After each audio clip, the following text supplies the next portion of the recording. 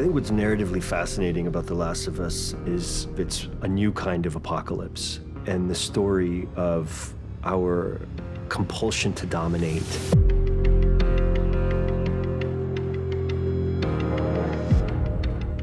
At the end of the third episode, we saw Joel and Ellie leaving in Bill's car, and for the first time, you got a sense that they were a team. And that theme carries through into the fourth episode. There's an uneasy truce, but they're not necessarily anything more than, as he says, cargo. Joel? Did you know diarrhea is hereditary? What? Yeah. It runs in your genes.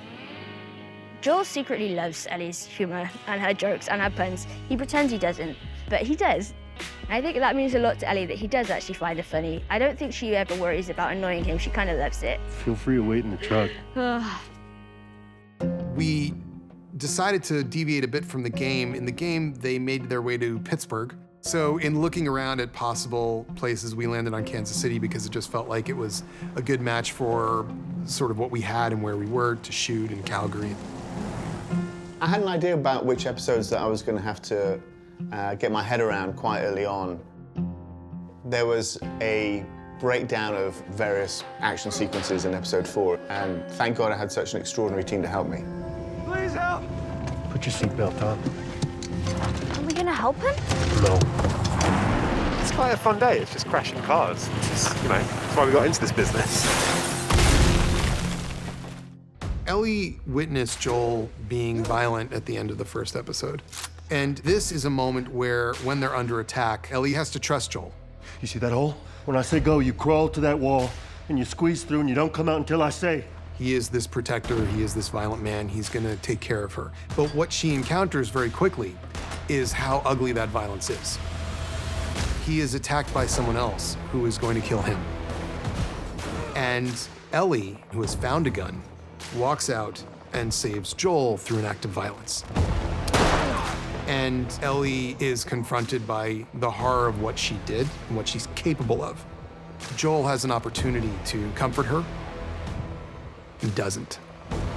And you could see how quickly Ellie just wipes those tears away and pretends nothing happened at all because she's just like him. This was another thing that we discussed early on. How do we personify this group? Because in the game, they were just an obstacle. How do we give them a face? And here, it would be interesting if they were more than an obstacle. They'd feel like people with a real goal and real motivation and humanity. So with the character of Kathleen, we get to see that she's this ruthless leader, and she clearly has the respect of this group that managed to take down a quarantine zone. Find who did this. Find every collaborator and kill them all. In the gaming world, playing Tommy was one of the unexpected joys of my career. So to be a part of that world again and see it come to life three-dimensionally is really exciting. Perry and Kathleen, they're new characters.